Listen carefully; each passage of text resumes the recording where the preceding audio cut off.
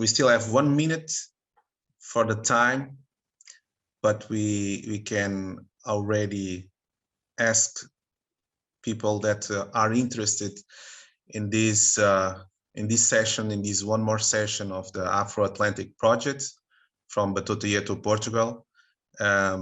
This time we will speak with American and Portuguese historians and archaeologists, subaquatic archaeologists. Correct me if I'm wrong. And we will try to see this more information about this bridge, this direct bridge between Portugal and the US concerning the transatlantic slave trade.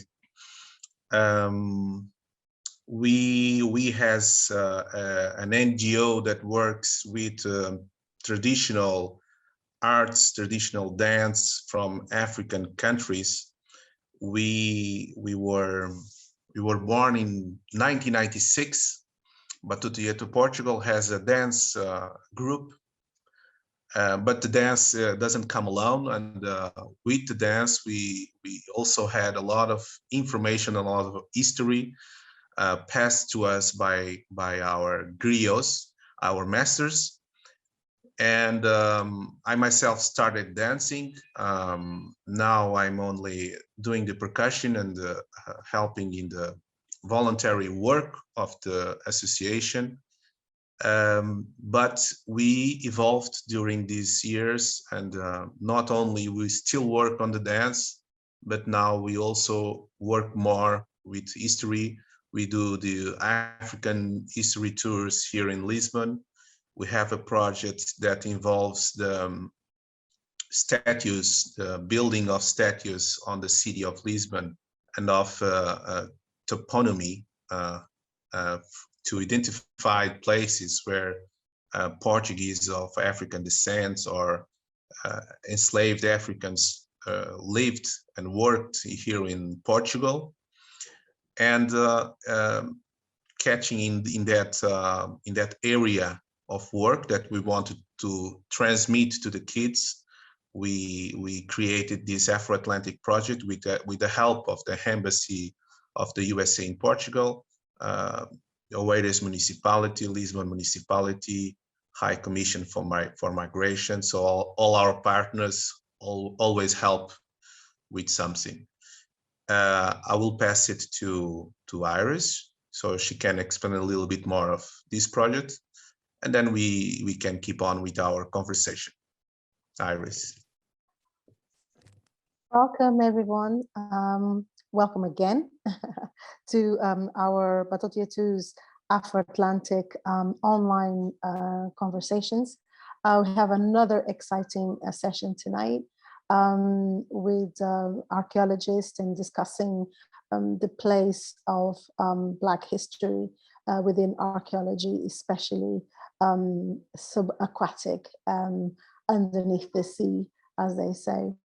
I'm really looking forward to this. This project is supported by all our partners, and it really aims to bridge ideas and tools that can be reflected within the Portuguese cultural sector and dance sector, so we can have an increase in more representation in these themes and in these sectors.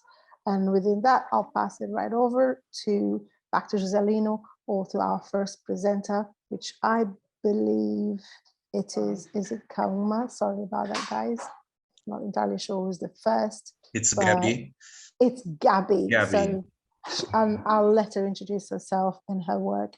And it's absolutely fantastic. So I'm really excited to hear the word passed on to Gabby.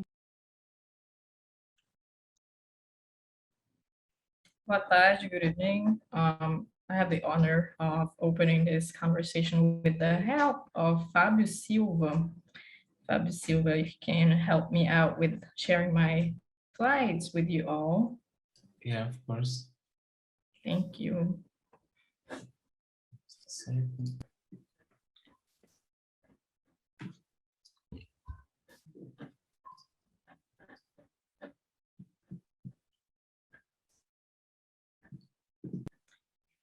Can you all, other participants, see that?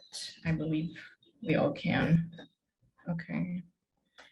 Agbo Exu, Laro Exu, my Orisha Exu, put the right words in my mouth, guide my words, and allow me to speak what is needed to be heard today. Agbo Orisha Ogun, Orisha Obalaye, Orisha Imanja Mojiba. Agbo Mogongo, I'm asking my ancestors and my elders for permission to speak before talking to you all. So it is my pleasure to exchange with you all this evening.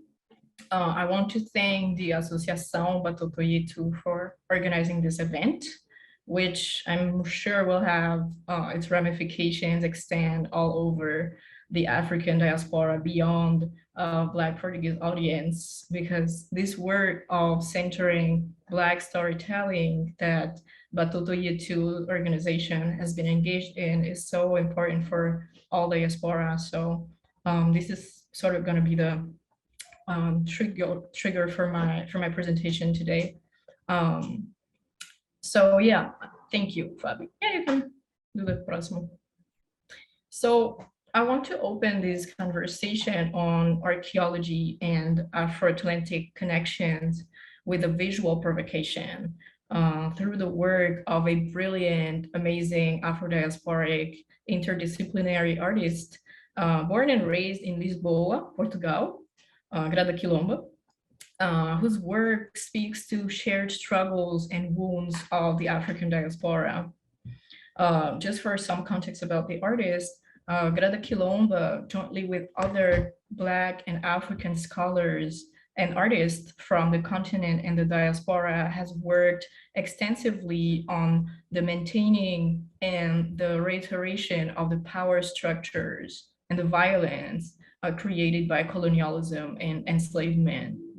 Another Afro-diasporic scholar based in the United States, Saidia Hartemann, has called these the afterlives of enslavement, referring to the persistence of enslavement as an issue precisely because of the continuing structures and effects of this painful past, which is manifested in countless material and immaterial different forms. And so a transversal theme in Grada Quilomba's work consists in confronting the afterlives of enslavement and understanding colonialism as an open wound of which the effects are still felt, deeply felt. Colonialism and enslavement still constitute a shared wound of the African diaspora that continues to hurt because it has never been acknowledged as such and treated properly. So this introduction is for us to all reflect about our work in archaeology and heritage practices and how we approach this painful past of enslavement and colonialism. Fábio, pode passar.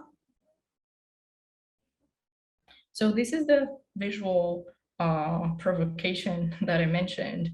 It's an art installation called O Barco, the boat, of 2021.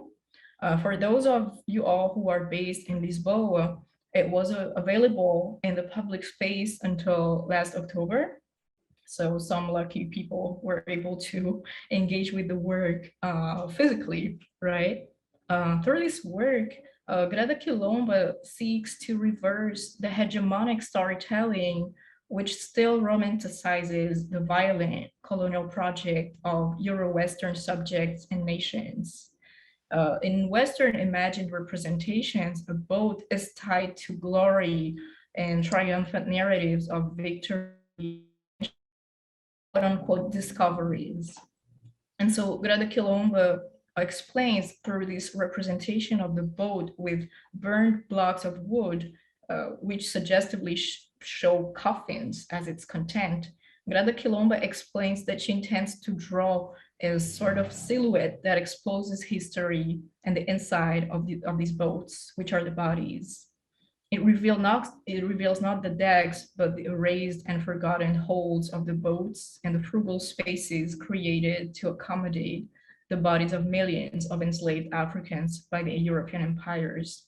I'm ending her quote and emphasizing that these enslaved Africans are my ancestors and the ancestors of many of other participants. Beyond pointing to this simultaneously multiple and unique dimension of how African diasporic subjects experience this bond to the memory and the trauma of the past of transatlantic enslavement, this work is very important for our conversation, I believe, because it touches upon the dimension of coloniality that has to do with erasure and silencing of certain kinds of stories. Fab, you can pass to the next one, please. Thank you. So as it was emphasized before by Haitian historian Michel Rolf-Trouillot and his, I would say, masterpiece, that's my opinion, Silencing the Past, the exercise of power that is the production of history relies as much on telling hegemonic stories about the past as on silencing other narratives. And when it comes to the painful past of colonialism and enslavement, Grada Quilomba raises the following questions. What stories are told? How are they told? And told by whom? So these are three simple questions that are actually at the center of Grada Quilomba's work and of mine as well, because it matters who tells the story. And I believe we're all gonna talk about it throughout our presentations today. And further, Grada Quilomba points to the intricate bond between power and knowledge in the colonial order we're still immersed in, as it is reiterated in hegemonic spaces of knowledge, such as academia, scientific disciplines, and heritage practices, such as archaeology. So this coloniality of knowledge relies on placing certain narratives, epistemologies, and cosmologies, subjects, and bodies at the center, while silencing and erasing others by rendering them illegitimate. Grada Quilomba asked in her book, Members of the Plantation, what knowledge is being acknowledged as such, and what knowledge is not? What knowledge has been made part of academic agendas, and what knowledge has not? Whose knowledge is this? Who is acknowledged to have the knowledge, and who is not? Who can teach knowledge, and who cannot? Who is at the center, and who remains outside at the margins? These are many questions, but I believe they're all tied to the same theme of epistemic violence, which is one of the dimensions of coloniality, according to which certain subjects, bodies, and perceptions of the world are deemed as legitimate and others are not. Others are excluded from knowledge making, from knowledge, I'm not gonna say production, but knowledge organization, and story making is part of such practices of knowledge making. Fábio, pode passar para outra, por favor. Thank you. So all across the African diaspora, we have witnessed a number of initiatives aiming to decolonize the storytelling of the past, and particularly of the colonizing of the narratives of enslavement, colonialism, and even abolitionism. So such initiatives have passed through a particularly interesting moment in 2020 as they materialize with the fall, beheading, breaking, and even drowning of symbols, objects, and places related to hegemonic, state-controlled narratives of colonial heritage. We have been able to see that in many different places across the Afro Atlantic world universe, I would say. Here in this picture, we have the statue of white French colonialist Victor Schellcher in French colonized Guyana, which is my homeland, part of the African diaspora in Amazonia. And this particular statue you can witness on the left of Victor Schellcher represents a person who, since 1848, which is the second abolition of enslavement in French colonies, has been installed and celebrated as the only figure responsible for the abolition of enslavement in those French colonies, through a heritage narrative romanticizing colonization and particularly based on paternalistic, racist perceptions of Black Guyanese subjects. I don't know if you are able to distinguish it, but the way that the statue is initially constructed is represents the Black subject who's bequeathed with freedom as childish, uh, represented as smaller than the supposedly greater white liberator, right? And so what we can see in the following pictures is how Afro-Guyanese subjects completely inscribed in the global Afro-diasporic movement of reclaiming this storytelling, got rid of this narrative and reinvented in material and imagined forms other storytelling that do not necessarily rely on this state-controlled and colonizing narrative. You have in the middle of the screen the statue that was actually broke down and taken off its pedestal. And on the right side of the screen, you have an artistic reinvention. It's actually a Photoshop of this same spot with an activist called Cynthia McLeod from Guyana, representing the Black woman, the Black Afro-Guyanese woman, and taking over this central spot that was attributed to the white abolitionist, supposedly, right? Okay, you can pass, Fabio. Thank you. And so inscribed in this movement and in the legacy of Black epistemologies, we currently have these movements of epistemological and political, the political part is extremely important, re-understandings of the purpose of the mode of knowledge that is archaeology, re-understandings of archaeology that are trying to step away from reiterating this colonial violence. And such movements are being conceptualized currently by Black diasporic archaeologists who seek to address the current harms caused by this hegemonic storytelling, and particularly be truly in service to Black and African communities through rooting archaeology in a praxis of redress. So, okay, Fábio, pode passar. So this is just some elements of reflections. You're invited to check out these references if you want to further this discussion. And I'm going to pass over to my colleague, Dr. Ayana Flewellen, who will discuss an organization dedicated to implementing this Black archaeology, which is the Society of Black Archaeologists, of which I'm the honored to be a member. Over to you. Thank you so much, Gabby. Give me 1 second while I also share my screen. Thank you very much, Gabby. Can everyone see this? Yes. Do you see the presenter screen, or you see? Yes. It's the presenter screen, Ayana. It's the presenter screen. How about now? That's Perfect. good. Okay, thank you, Kamau. So good evening, everyone, and thank you, Jose, Iris, and the American Embassy in Portugal for hosting this event tonight. And thank you, Gabby Hartemann, for setting the tone for our discussion this evening.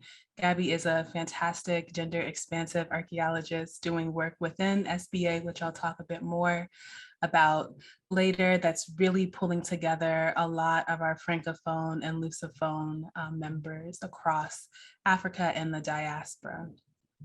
So thank you to Gabby Hartemann for setting the tone of our discussion this evening, centering not only on the importance of scholarship within the discipline of archaeology to address the wake of the transatlantic slave trade, but how Black diasporic artists are making legible the afterlives of enslavement today.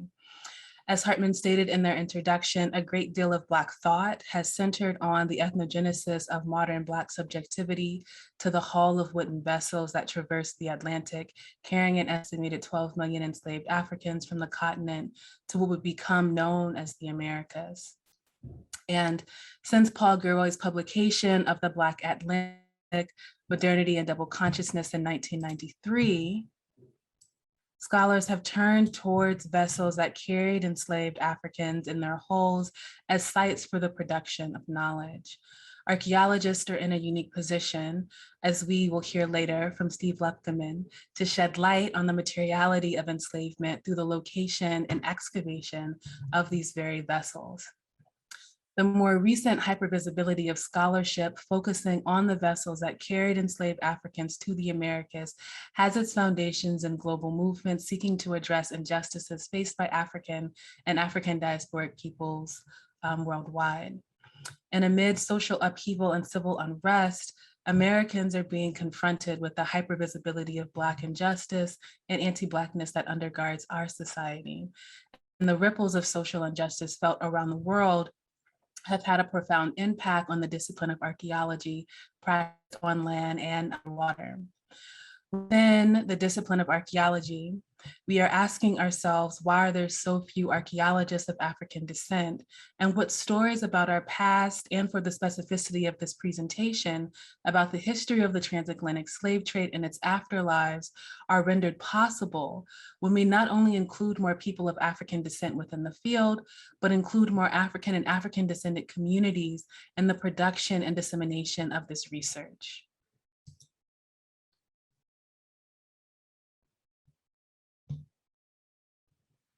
So on June 25th, 2020, I was the co-founder of the Society of Black Archaeologists, co-organized and chaired a webinar titled Archaeology in the Time of Black Lives Matter. And this webinar gathered over 1,700 people from around the world to witness 5 Black archaeologists and a museum professional discuss the permutations of anti-Black racism within the field and how we envision a discipline committed to eradicating racial injustice. However, the hypervisibility of racial politics within this discipline stretches back further than 2020, and it's important to highlight the work of scholars that rest at the foundation of this fight to create a path for a more diverse and inclusive field. And with that in mind, I point us to the piece of Maria Franklin titled, Why Are There So Few Black American Archaeologists?, where in 1997, she wrote that less than 1% of archaeologists identify as Black or African American. And she attributed this primarily to institutional racism that has deeply impacted the choices we make regarding careers. Today, the exact number of African Americans employed as archaeologists in America is unknown, and our best estimates can actually be gleaned from 3 needs assessments conducted by the Society of American Archaeologists since 2003, and you can see the numbers on the slide. And using this data as a proxy, the percentage of people who identify as African American has remained at less than 1% of the total number of American archaeologists, growing at a slow pace of 0.1% roughly every 5 years. And decentering the United States for a moment, based on Catherine Jalbert's 2019 piece, Archaeology in Canada, an analysis of demographic working conditions in the discipline, 90% of archaeologists in Canada were white, 4% were Black, Indigenous, or Hispanic, and 6 were biracial. And based on Kenneth Atchison and Doug Rocks McQueen's 2013 work, Discovering the Archaeologists of the United Kingdom, 97% of archaeologists in the UK are white. And these numbers reflect how the lack of racial diversity within the field, which is symptomatic of systemic racism, is in fact a global phenomenon. And this is the backdrop to which the Society of Black Archaeologists was founded. Co-conceived in 2011 by Dr. Justin Dunavant, now an assistant professor at the University of California, Los Angeles, and I, when we were both students at the University of Florida.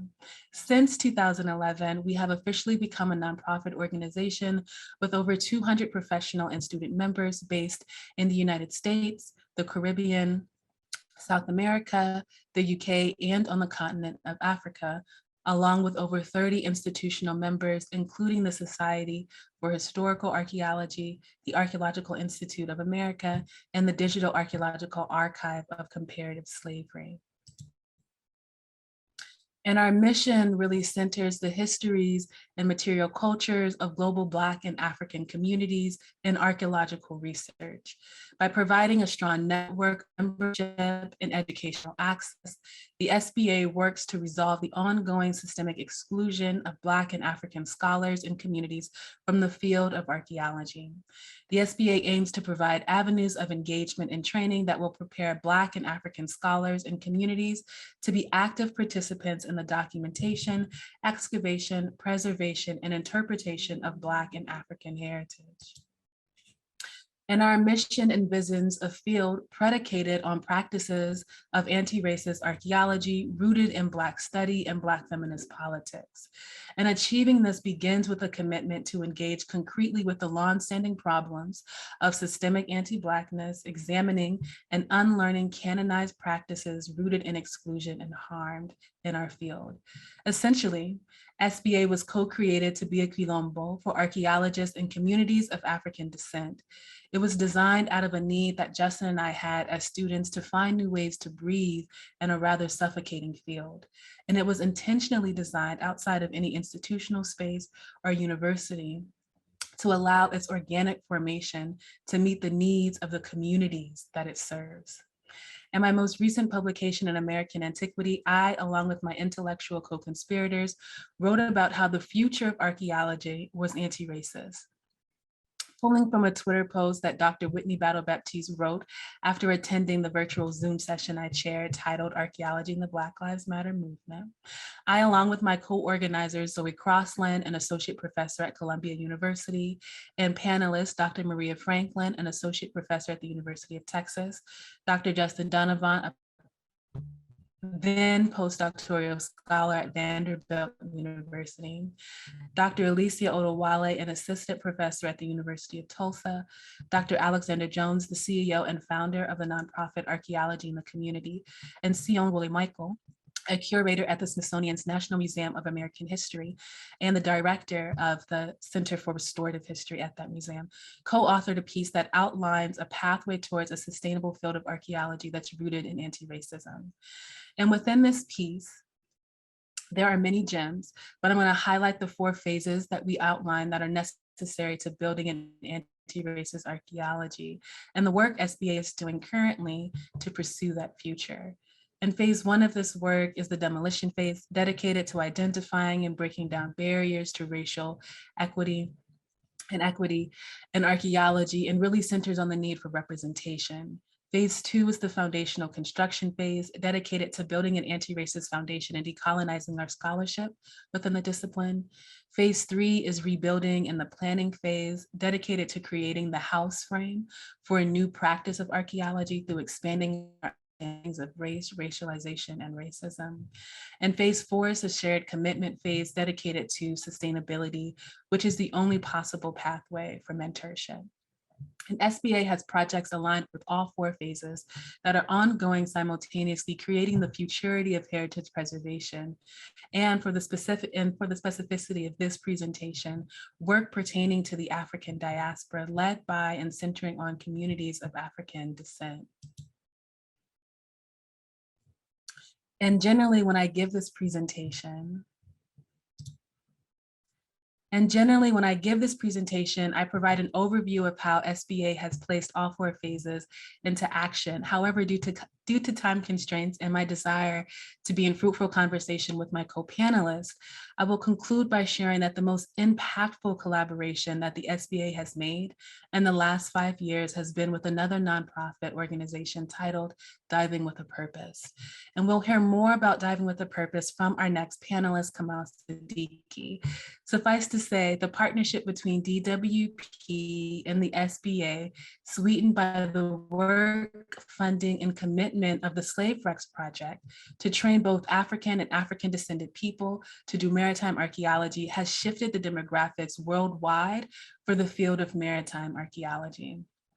And the presentation that follows, shared by Kamau Sadiki of Diving with a Purpose and Steve Lubkemann of the Slave Rex Project, are truly acts of redress, shedding light on the histories held within the Atlantic Ocean while accounting for the disparities in access to formal and informal education in maritime archaeology and advocacy for Black people worldwide. The SBA looks forward to continuing to grow these collaborations globally, as this scholarship has provided training opportunities and avenues for Black people to gain entry into a field where traditional pathways were closed to us. More importantly, these collaborations are working to sow the seeds of a new sense of global stewardship of our oceans and submerged cultural heritage from the community up. So with that, I will stop sharing and I will hand it over to Kamau Sadiki.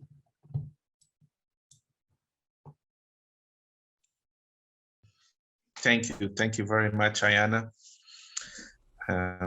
So Kamau. Thank you. Excuse me. Thank you very much, Jose. And thank you for that beautiful segue, Ayana. Appreciate it. And thank you, Gabby, for your setup.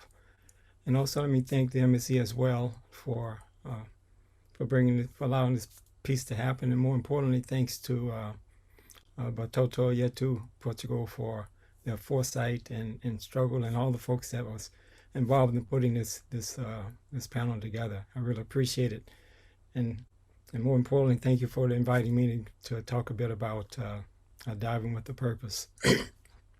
So I'm going to spend my time just going an overview of diving with a purpose specifically, and maybe at the tail end, I'm going to talk a bit about my involvement and the connectivity with Slave Wrecks Project and a project on a shipwreck called the South Jose, Phuket, Africa, off the coast of South Africa.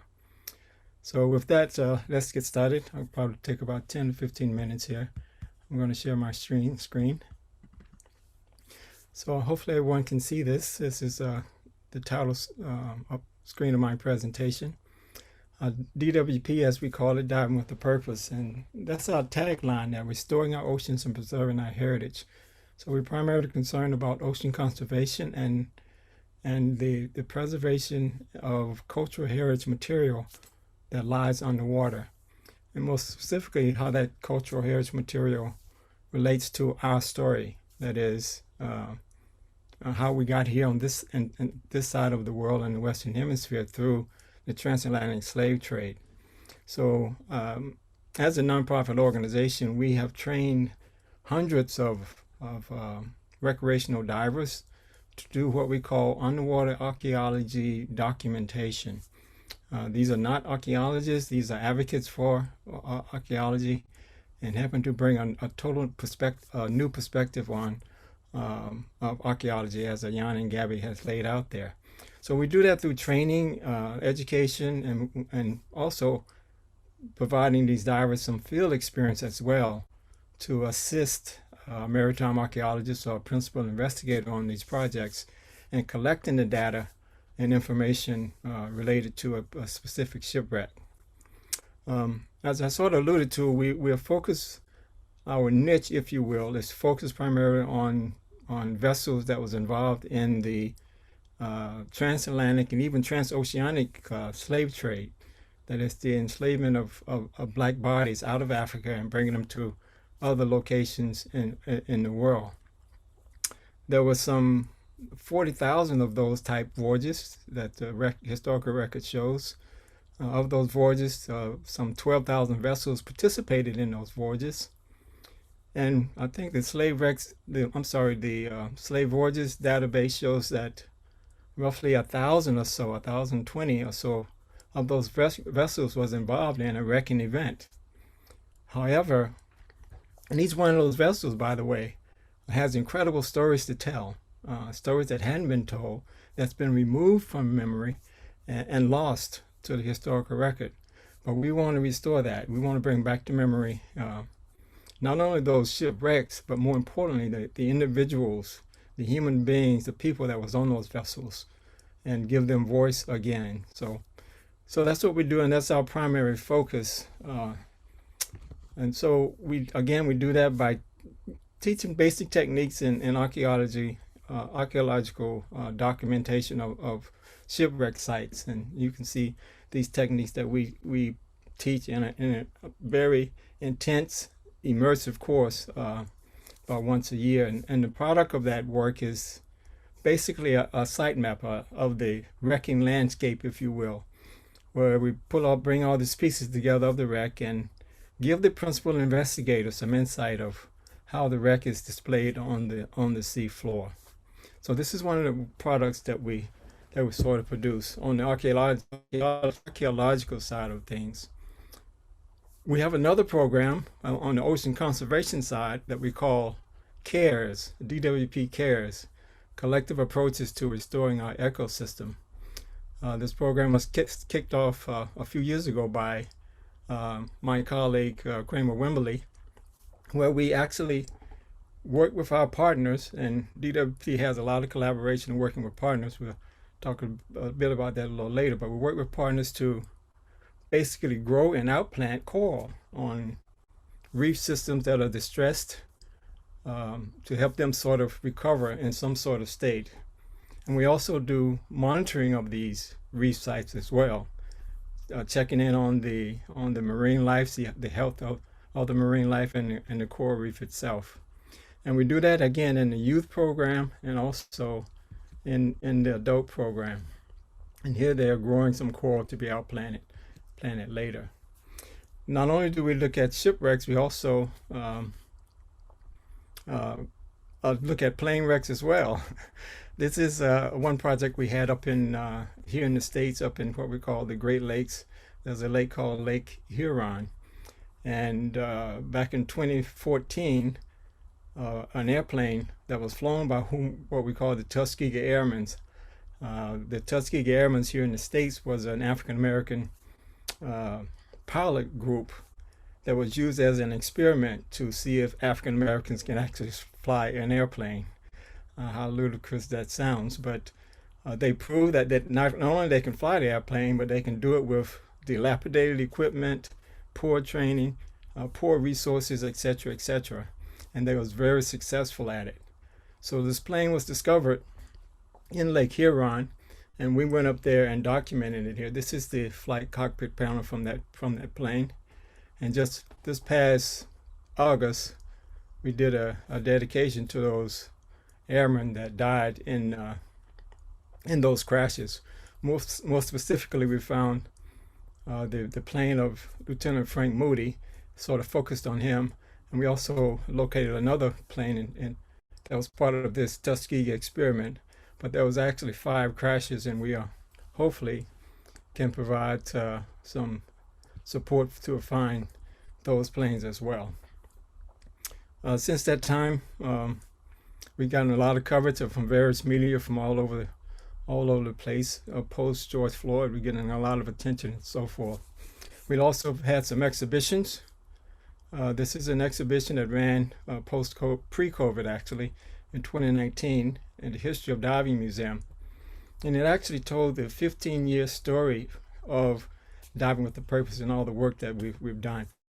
I think I might have mentioned it, but we've documented over 18 major shipwrecks and trained literally hundreds of divers to do this type of work.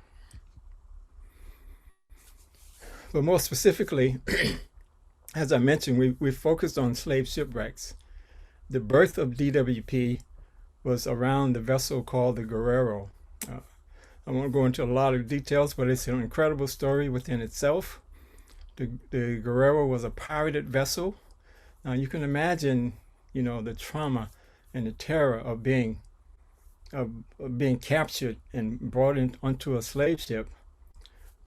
The double terror of that slave ship being hijacked and you're stolen again by pirates and put on another vessel and sailed into the unknown across the Atlantic. But the Guerrero met its fate by running into a reef off the coast of Florida. It was in pursuit. A British naval vessel was in pursuit, and it crashed, and 41 Africans lost their life on that wrecking event. The story gets even more tragic than that. I won't go into a lot of detail here, but we have been searching for the Guerrero for ever since our existence, actually. And we have a lot of circumstantial evidence, but we can't say exactly where that vessel is located. We're involved in activities in Costa Rica. There's an incredible story down there as well. They're sitting on 2 Danish vessels called the Christianias Quintus and the Fredericus Quantus.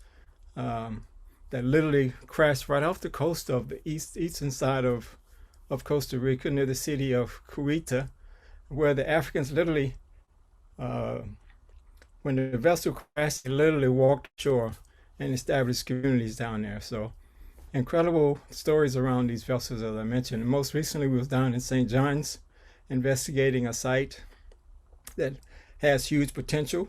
We're still collecting data on that. Hopefully, once we finish work on that, it will provide some connectivity with communities down there in terms of this vessel, and possibly between some connectivity with a slave revolt that happened on that island back in 1733, but we can't say definitively yet. Another project we was involved in most recently is the Clotilda here in the States. The Clotilda was the last vessel that brought black bodies, captured black bodies, into the U.S. illegally, I might add, in 1860. I was part of the dive support team that helped located the Clotilda and documented and told the community down there that this is the Clotilda. And the most powerful piece of the Clotilda story is that we have a descendant community there in the state of Alabama that have direct lineage, genetic lineage to those individuals that came off that ship. So the community outreach piece of the Clotilda story is very, very powerful as we deal with that community down there. As I said, also we work collaboratively. Probably one of our strongest collaborations is with the Slave Wrecks Project. We're a global partner with the Slave Wrecks Project, and we've been doing some work in and around the island of Mozambique the last several years. That work is continuing. I think Dr. Lubkemann is going to talk a little bit about that later. But more specifically, if I can, I'm going to sort of segue into the role that I played in the work around the South Subaquatica, Africa. And this was a key project of the Slave Wrecks Project that has a huge collaboration around this project. There's a team in South Africa called the Ezekiel Museums, which is one of the major partners on this project. And Jaco Bischoff and Jake Harding, Jonathan Schaffman, Paul Tickman, all those individuals in South Africa has done yeoman's work on this project. And they are, the source and inspiration for me in working on this project. It was great to work with those individuals. But very quickly, you're looking at an image here from Table Mountain of Cape Town. And you can see on the center left, if you can see my cursor, that is the Lion's Head. It's called the Lion's Head. And you can see off in the distance is Robben Island, where Nelson Mandela was in prison. But Jaco Bischoff, the principal investigator on the South Suze, he actually did some research, some archival research, and came across the deposition of the captain of the South Suze. And he alluded to that the crash site was actually, the wrecking site was actually in the shadow of the Lion's Head here. So you can see on this image, and at the top center, right a bit, in the clouds there, that is the Lion's Head. And right below the Lion's Head is this beach. It's called Clifton Beach in the Sea Point area of Cape Town. You can see the nice condominiums there. But these rocks here you see, in a little bit center here, is where the wrecking event occurred of the South Suze. And I think the presenters later is going to talk a bit more about this, but the South Suze had about over 500 individuals on it when it wrecked. And when it ran into these rocks, 212 of those individuals lost their lives. But for me, diving this particular site was, we wanted to do the science, we wanted to collect the data for sure. And, under the leadership of Jaco Bischoff and the Ezekiel Museums, we're doing that for sure. But for me, there's another piece to the story, a very powerful human element to this story. I remember very clearly the first time I dove this site. Before I got suited up in my dive gear and jumped off the boat, the water is very, very cold, about 40 degrees Fahrenheit, somewhere around, I don't know, 5 or 6 C. But I had goosebumps before I even got into the water because I knew I was on a very sacred site where 212 Africans had lost their lives with no intention of their own. So we jumped in the water. We did a quick survey dive under the guidance of another very powerful diver in South Africa and colleague, Tara Van Nickert. She led the dive. But I remember, you know, the water is very turbulent. The sea bottom is very sandy, and we was being shoved back and forth. And I noticed this wooden member that was lodged between these rocks. And I couldn't quite discern whether it was a piece of the ship or maybe possibly a piece of the cargo that was on the ship. But what I do recall is pausing and really reaching out and grabbing that wooden member, and the reaction that it had. I mean, it's bringing chills to me right now just thinking about it. But I could sort of sense the trauma and the pain and all the genetic trauma that was locked up in my body, in my family's body, that was right there in that wooden member. And that was a very powerful moment for me, and I knew I wanted to continue to work on that project. So working on this project, when we was working on it, we had about 4 dive teams, buddy teams of 2, and one of my buddies was a South African by the name of Kenny Lo. We call her Kenny, but her name is Kenny Lo Molopanye, and she is right now a biological archaeologist with the University of Witwatersrand. And she's very playful, but we was using a dredge head to dredge, and as we were dredging, she tapped me on the shoulders and wanted me to look at some other area that was gleaming. Actually, it was gleaming because the depth is about 30 feet, and there was sunlight was gleaming off this object that was over there. I said, "No, I'm working here, Kenny. I'm working here." No, she kept insisting. So I went over there, took the dredge head. It was a abalone shell. There's iridescence, and it was gleaming off the sunlight. And we picked it up, looked at it, and I said, "Well, since I'm here, there's some rocks here. Let's start dredging." And as I was dredging, we uncovered this. I took 2 pictures of this object, and then my batteries ran out on my camera. And this was the second image here, and you can see it here. And actually, what it turned out to be shackles, a bar shackle. So this material is on exhibit in the National Museum of African American History and Culture as part of the Slave Rex Project's work in chronicling and documenting and curating the work on the South Jose. If you're ever in DC, definitely encourage you to come by and see it. Another piece of work that DWP is doing in terms of the community outreach is building capacity for the local communities to be able to tell their stories, not only tell their stories, but actually do the work and document their own cultural heritage. Here we have 2 of my colleagues, Jay Hagler on the right and Ernie Franklin on the left, actually teaching Mozambican divers how to dive. We taught them a little bit of swimming exercises, and actually put them in dive gear and put them in the water, and so they can develop their dive skills, become community monitors, if you will, of their own cultural heritage resource. So this is a very promising program, and we're looking forward to the collaboration with Slave Rex Projects to expand this program. So I'll sort of end with this, and I really appreciate Gabby's sort of terminology of hegemonic storytelling. It's real important that we embrace the idea of who tells the story and how the story has been told. There's an Igbo proverb that says, "Until the lion tells this side of the story, the tale of the hunt will always glorify the hunter." So there's a museum on the right you can see on the island of Mozambique that supposedly tells the story of the island, but yet it's colonialist history of the Portuguese on that island. So what DWP is essentially all about is building capacity so that the truth becomes center again to the historical record. And I'll leave it at that. Thank you. Thank you very much, Kamau, for your words, your emotions that you share with us, and you transported us to a little bit of your experience.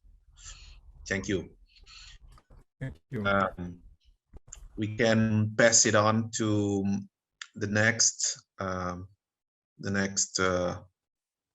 person to speak, Stephen. Oh, Steve. Yes, thank you. Can you hear me? Yes. Okay, let me see if I can share my screen here. And hello, Stephen. Hi, how are you? Select the window.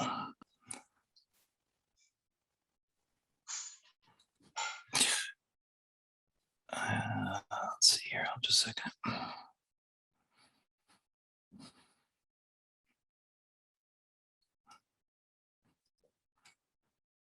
Are you able to bring it up from that side?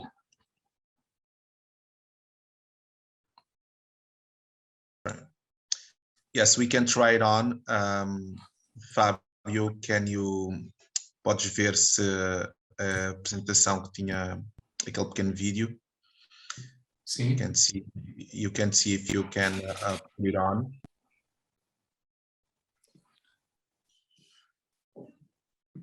Just a second.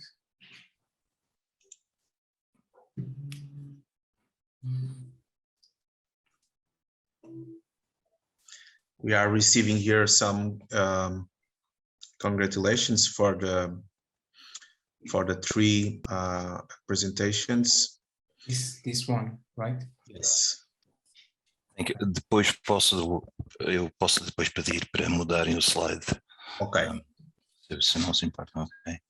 So first of all, I just want to say thank you very much for inviting me and including me. It's a privilege to be able to talk a little bit about the SlaveRex project, and I'm going to talk a little bit about a specific project. You know, what is the SlaveRex project? The SlaveRex project. We could change the next slide.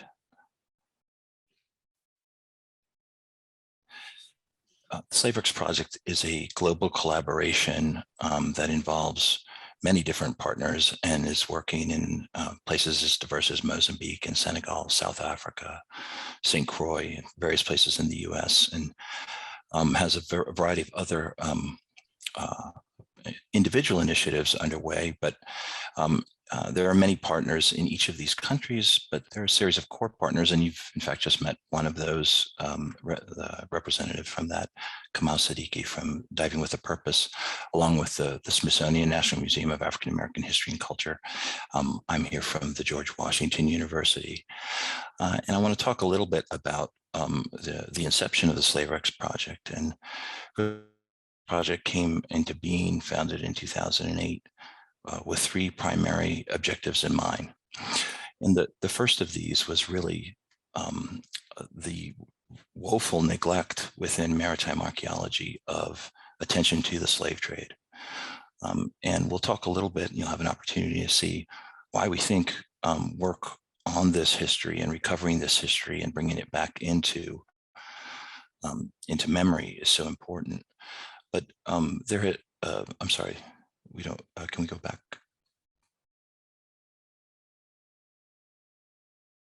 If we could, é possível ir para trás? Sorry, just a second. I don't know why these are changing, but you might have it in slideshow mode.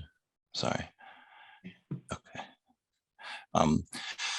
But this was one of the reasons. Another reason was the fact that we, you know, at the time, as Kamau has indicated, there were over 1,000 known slave ships, and yet that had sunk, and yet there had been more work on, of course, ships of discovery and you know, that spoke to the European expansion, but even of cogs up in bogs in Ireland. And we think that this neglect really, you know, the slave trade is arguably the most formative and most important process, transformative of the modern world.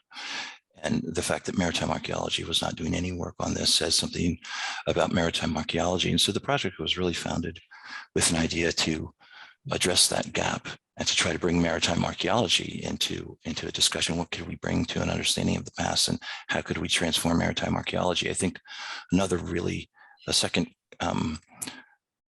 primary objective of the project was to transform who participates in the field. The project really started out in Southern Africa, in Mozambique and South Africa, and has come back across the Atlantic over the last few years. But our concern was with how is it that we can create new opportunities for African institutions and for African archaeologists to participate in telling their story? And how can we not just involve them in collaborations that place them in a subordinate position, which is, I think, has been the history of archaeology in Africa, but really provide them with the training and then work to help them build sustainable institutions on the ground that enable them to set the agenda and also play a role in leading and telling these stories. And more recently, we've, of course, come back across the Atlantic and are also working to address the deficits that Ayana pointed out are so stark in American archaeology, and on this side as well. And the project has many different initiatives, but I'd like to talk very briefly today about one that may be of interest to this audience. Kamau has spoken about the São José Paquete de África, which was a ship that sank in 1794 off of Cape Town. It was headed from Mozambique to Brazil. And currently those artifacts are being used to tell the story of the slave trade in a way that tries to relate it in a more personal way than large numbers sometimes can. We can move to the next slide if that's possible.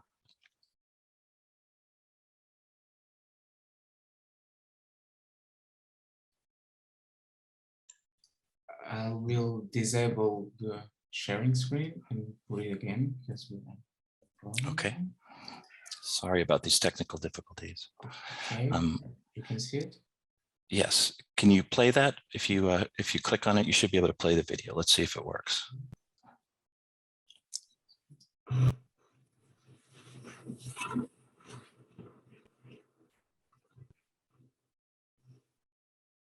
The company arrived at this remote place when the wind rose in such a way from the southeast that it was impossible to enter here in the Table Bay like it is normal in this case. The company, in the greatest anxiety, waited for the arrival of the day, threw the anchor, and found themselves run aground on two rocks. They therefore sent a boat of slaves to the shore, which arrived safely, but because of a dangerous surf, could not return. The ship broke to pieces, through which they afterwards found out that 212 slaves, which tried to save themselves, died. The São José was a Portuguese slave vessel on the way back from Mozambique with a cargo of slaves. The ship wrecked in our Cape of Storms and just lay there for about 200 plus years before we rediscovered the wreck. To our knowledge, this is the first full-scale effort to document a shipwreck of a ship that was carrying slaves.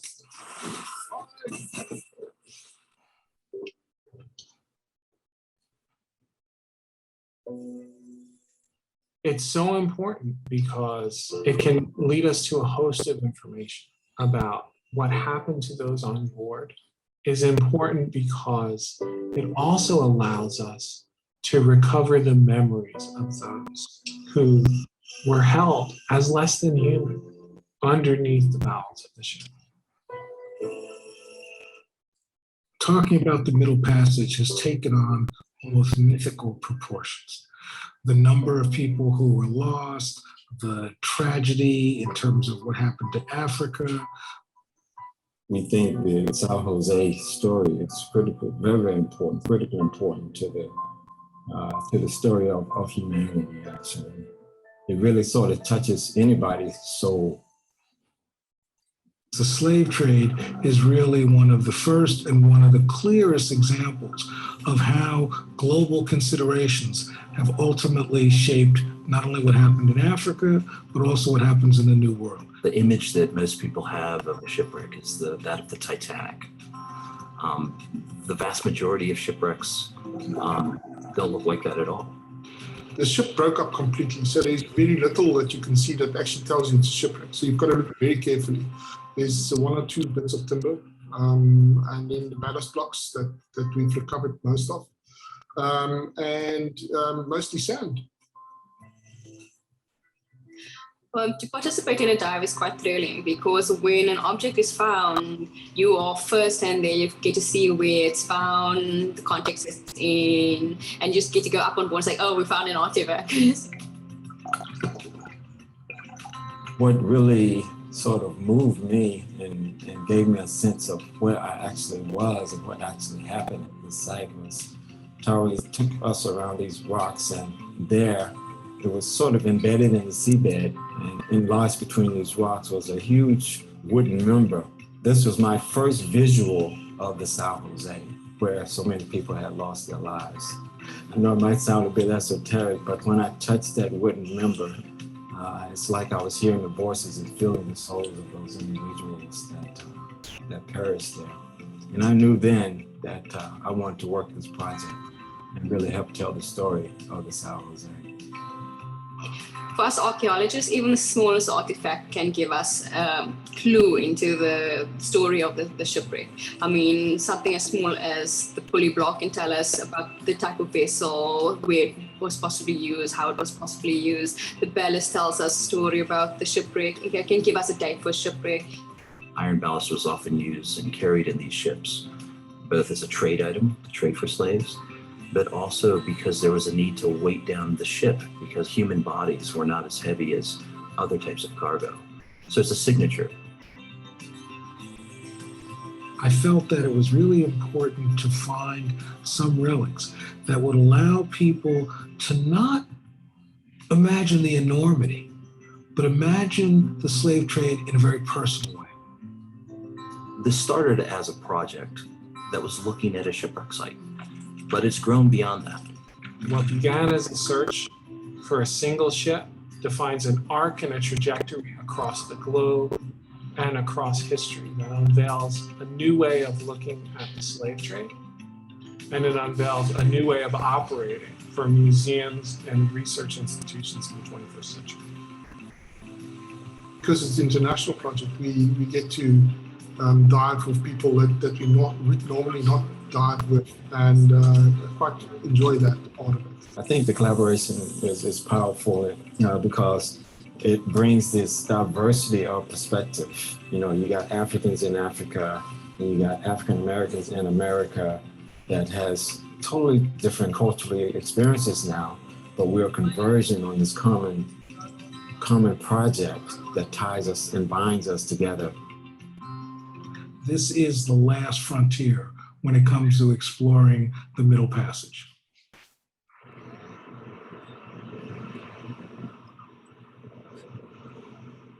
Thank you. Can we move to the next slide real quick?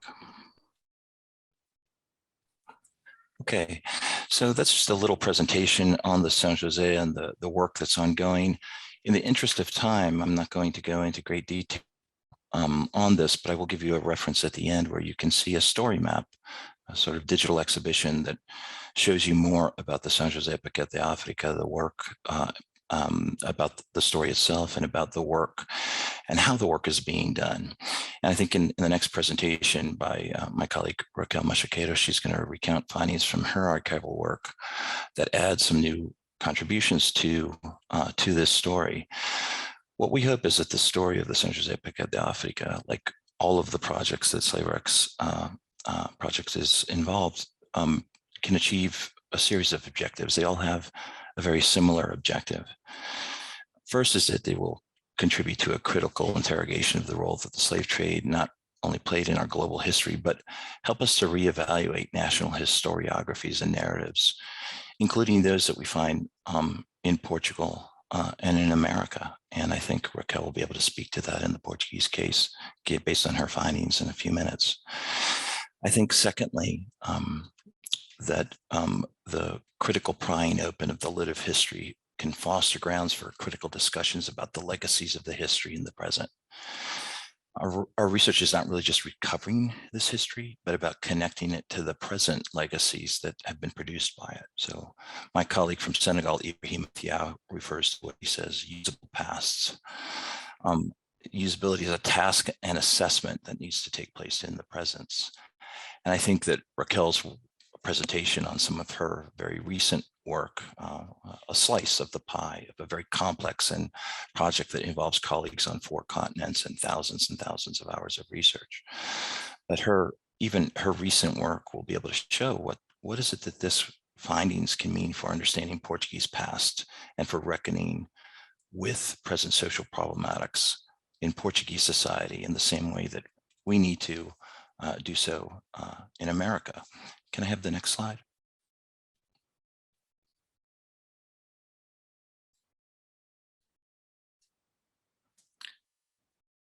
Yeah, so, at the top you see an image of a slave ship, and, you also see on the right the location in Cape Town, in Camps Bay, one of the wealthiest places on that continent, in which some of the inequalities are starkest. And there's some sense in which the fact that the slave ship is there points us also to the histories that have culminated in what Camps Bay is now, and what some of the stark inequality challenges that along lines of race and class that post-colonial South Africa faces. And below we could talk about linkages between, you see image on the 1619, the very first enslaved people in North America that we know of were brought as a and we see a linkage across this history too. We see in the middle an image from the Stoner Rebellion, one of the most important anti-slavery revolts and resistance movements, also fostered by the enslaved who came from a Portuguese colony from Angola. And finally, an image on the far right of one of the more recent legacies, Angola Prison, a tower that, an infamous prison that played a role in America's Jim Crow history on the right, and that now is exhibited at the National Museum of African American History and Culture. So linking these pasts, rethinking these pasts, and revisiting and recovering these pasts is important for understanding the present. And I think the final point that I'd make is that the work that the Slave Rex Project done is not just about research, but how we do it and with whom we do it. The objective is to create opportunities for a much larger, diverse, and more inclusive set of stakeholders to participate in this work. And again, as our point of departure in Africa, the Slave Rex Project, whether we look in Senegal or Mozambique or South Africa, has been able to play a role in helping to build institutional capacity there that enables archaeologists like Ibrahim Thiaw or Cesar Mahamane or Celso Simbin or Yolanda Duarte to play a role in pursuing this history and in telling these stories. We would say the same in terms of communities, increasing the capacity of partners to protect their heritage. DWP plays a major role in our work in Mozambique Island in training community monitors to not just participate in this work, but to protect this heritage and ultimately to benefit from it as well in a variety of tangible and intangible ways. And I think that ultimately, one of the things that the project strives to do is to increase participation, but to increase multiracial participation. This is a story that is in one sense very much a story that belongs to local communities in Africa, communities in the diaspora. But it's important to realize that this is in final instance, it's also a shared story. It's a story in which Portugal has played a major role, in which Americans like myself, people who are not necessarily of African descent. You know, I live in a city in Washington, D.C., or I work in an office that you know, that is not in any way divorced from the history of enslavement. Washington, D.C. was built by, as much of America was, by enslaved people. And I think that it is important for us to not allow this history to be, not allow people to say, well, that's not my history. You too have Portugal and my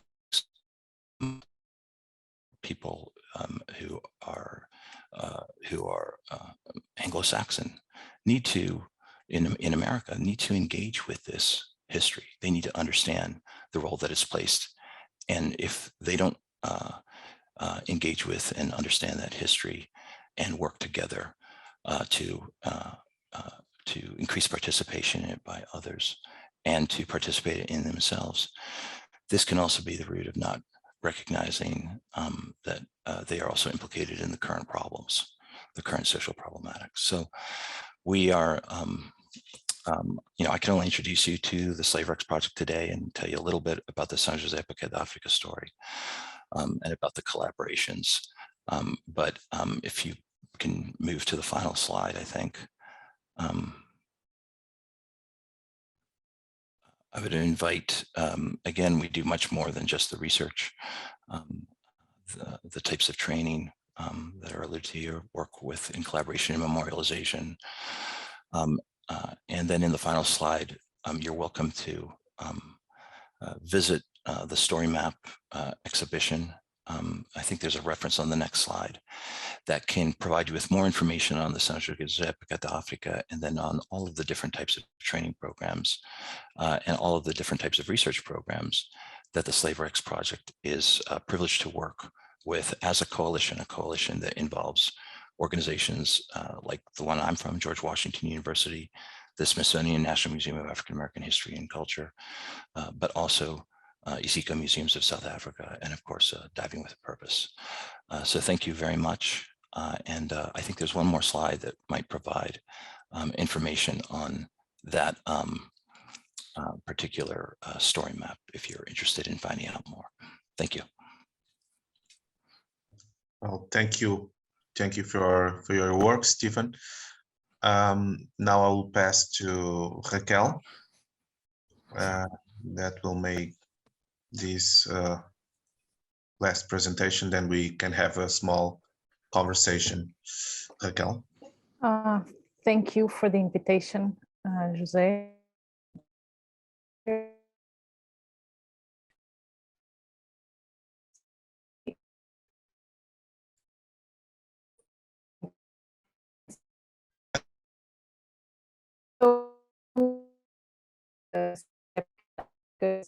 The ships being studied by the SlaveRex project. And I'm going to share with you today some of the most recent evidence that we've collected in the archives in Portugal about the owner of this ship, José António Pereira. So José António Pereira was a very wealthy merchant from the city of Lisbon, who was involved in slave trading. So some important elements of his bio include that he started his career around the 1770s as a ship captain. So he started a little below the hierarchy and quickly became a ship owner himself. So by the 1880s, we find records of him as the owner of several ships. And he was involved in slave trading until his death in 1817. So he traded slaves over more than 3 decades, from Angola, Bissau, and Mozambique to several Brazilian ports, mostly Maranhão and Pernambuco.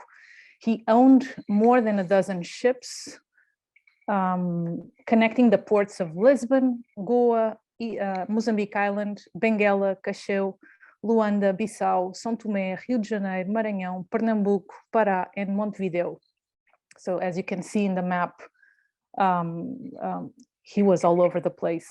He also traded in many different goods and not just slaves. So why is this important? Well, first, it shows how slave trading itself was a truly global business.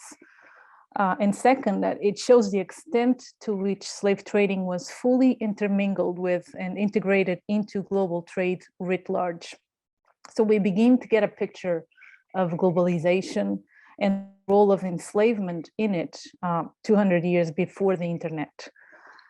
So José António Pereira actively sought to expand the slave trade by lobbying the Portuguese crown to create conditions to capture slaves in São Tomé. And he was part of the first wave of crown authorized slave traders bringing slaves from East Africa to Brazil, which was something prohibited until the 1792.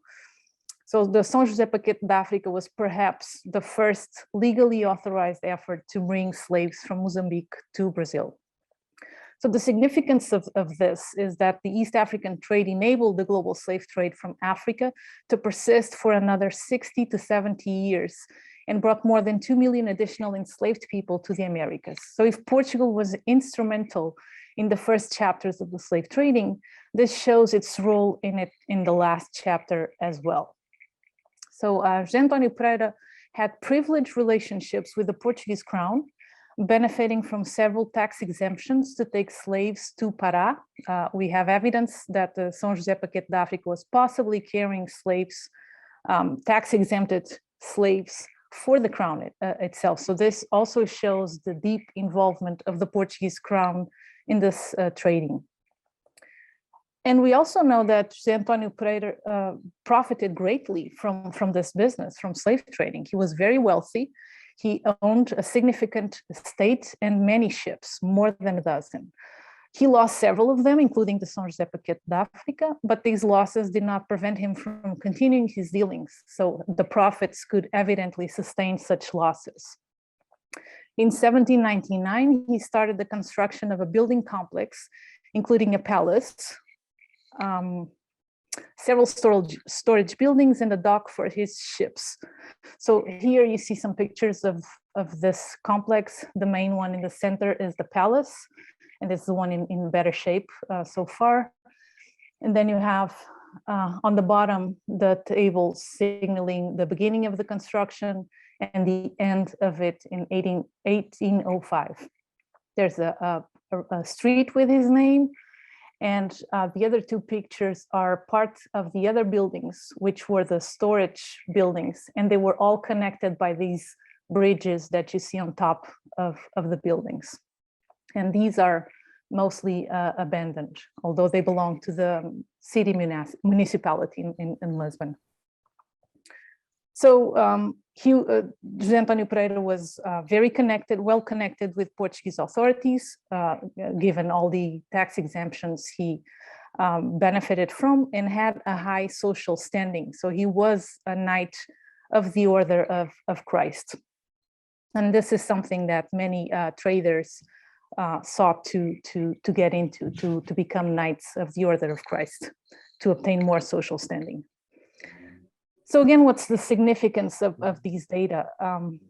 That first of all, slave trade was key in creating his fortune, and this leads us to question how many other fortunes were likewise created in Portugal.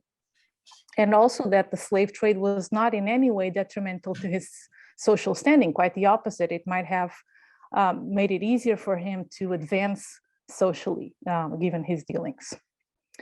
Now, notably, José António Pereira is absent from historical records.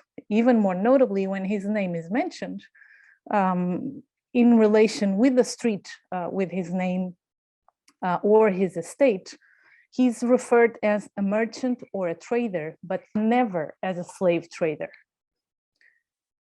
So in this time, may be most notable for how it shows enslaved humans were simply another form of merchandise, like tobacco, ivory, or fabrics. This is very much reflected in other sources related to the São José, such as the captain's account of the 1794 wreckage, in which he indicates that all the people were saved despite the loss of cargo. People reserved to refer to the crew, all of whom survived, but cargo, referring to the 200 enslaved who died in that event. Or in contemporary documents about trade, as per this chart you see here, showing the merchandise exported from Mozambique that lists enslaved and their value, along other merchandises varied as turtle, wood, and gold. So over time, this designation as a trader is also notable in its complicity in erasing from history the importance of the slave trade in the constitution of wealth and power in society. And this reverberates through Portuguese historiography. So most of the academic writing focusing on the commercial elites from the 18th and 19th centuries in Portugal explores the relationships some of these traders held with the authorities in obtaining monopolistic contracts like tobacco, salt, whale fishing, or soap, how they were crucial in providing loans to the crown, or the strategies employed by these traders to increase their wealth, including tax avoidance and smuggling. There is a notable absence of discussions or examination of slavery as part of their business dealings and construction of wealth. So in this context, one of the key questions emerging from the São José story and what we're discovering about José Antonio Pereira in the archives is how important was slave trading in the overall activity of these merchants, and ultimately in creating the foundations of national wealth and personal fortunes. So not just the traders, but of Portugal itself. Portuguese historiography is well behind in terms of addressing these questions compared to efforts underway elsewhere, like the UK, France, or even the Netherlands. So the stories the SlaveX project is involved in recovering, in the São José Paquete d'África being just one, can hopefully serve as the grounds for a critical re-examination of history. The SlaveX project is seeking to make a contribution to these questions and to bringing a truthful account of the slave trade back into the mainstream of Portuguese and global historiography through first the broader, the specific lens of the São José Paquete d'África, and building upon it through ongoing collaborations that are delving more deeply and into an investigation the broader network of merchant activities and relationships in which José Antonio Pereira was involved, and even more broadly, the financial architecture of the slave trade by specifically examining the relationship between the development of maritime insurance and the slave trade, for which shipwrecking events such as the São José Paquete d'África provide an obvious point of entry. So the excellent work of many Portuguese scholars on the slave trade should not be treated as a sideline Portuguese history, but examined for its potentially central role that has to a certain extent been rendered invisible by forms of historical and social memory that recognize and celebrate a long history of the country's maritime engagement, but that suffers from a profound social selective amnesia regarding one of the most significant and difficult to reckon with facets of it, namely almost 5 centuries of involvement in the slave trade, overall as a single nation most implicated in it as a whole. So this work is equally important in challenging current public discourses that have drawn upon distortions of history. Our work thus also challenges social discourses that suggest that Portuguese society has less of a problem with racism, a claim that draws heavily on distortions of histories of colonialism, but that even extend to socially sanitized depictions of Portugal's involvement with slavery. And this include false notions such as, for instance, that the Portuguese were different from other Europeans in their supposedly less violent relationships with the enslaved, or that Portugal led in global efforts to abolish slavery, a very popular misconception based on a decision by the Pombal Marquis in 1761, which rendered free all slaves brought to Portugal, but that entirely neglects the central role that merchants like José Antonio Pereira and the Crown itself played in entrenching, extending, and intensifying the slave trade in profoundly consequential ways as a global enterprise for well over a century after that proclamation. So researching slave traders such as José Antonio Pereira, unveiling the structure of his business, the nitty-gritty of his global enterprise and relationships he held with other traders, authorities, the crown, the church, provides an illustrative deep dive that can demonstrate the broader social potential and importance of recovering forgotten facets of the past. Through this story, we are recovering a fuller Portuguese history, one that does not shrink from understanding the fullness of that history, including the Portuguese role in the transatlantic slave trade. And this is not merely an academic task. It is work that matters in the present, not least of all because it promises to ultimately challenge and critique the historical myths that underwrite current forms of social discourse, which too often mislead the public and allow public leaders to turn a blind eye to the racial problematics that do exist in Portuguese society, as they do in their own way in America and other countries, from our EU community members to Brazil and South Africa, all shaped as profoundly by their own long, shared, and yet also specific histories of implication in the slave trade. To conclude, a full and honest acknowledgement of and reckoning with these pasts is the first necessary step in a social reckoning with the persistent legacies of that history that continue to haunt our present in Portugal, in America, and across the globe. I'll leave you just with some more info on the story map that Steve was talking about that provides you a more deep story of the ship and the efforts led by this team, this big team, to uncover the history of São José and the slaves who were part of the ship. I'll leave it there.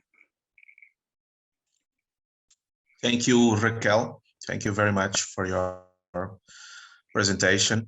I think all of you received the small questions we had. Maybe I'll try to make the first three, Iris, and then I'll let the rest of them for you to do it, okay? Because some of them has to do with my experience directly with the work that we do in the tours in the city of Lisbon, the tours about the memory of the presence of the Africans, not only since the 15th century, but before that, with the Phoenicians, with the Carthaginians, in the Roman troops, in the Moor caliphates, and then with the transatlantic slave trade. So sometimes people from the United States ask about the rebellions. They always ask how was the resistance here in Portugal, and we just have information of runaway people. Or some protests, because this was not we didn't have a geographical form to interior to run to, but there were more reports on resistance on the boats on the coastline. So I just wanted to know if you have any information about it, about these sinked ships, how many of them were synced about because of the rebellions, or in all the trade, how much impact did it have, this this kind of violent resistance? I don't know which one of you would want to. I can give a first take on that question. So you asked specifically about insurrections on the coast of Portugal.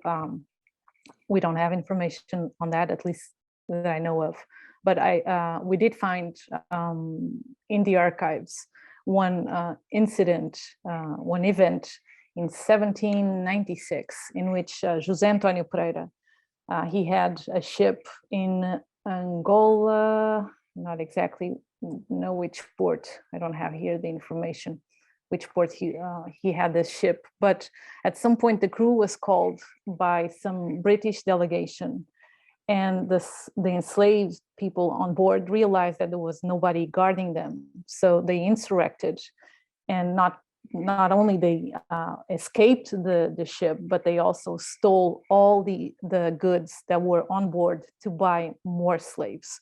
So on that day, José Antonio Pereira lost 300 slaves.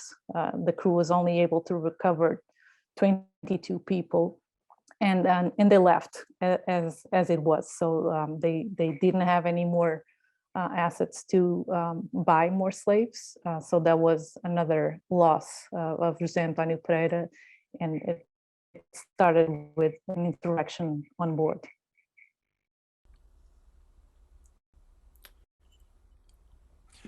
Rachel, what was the name of that vessel that you mentioned?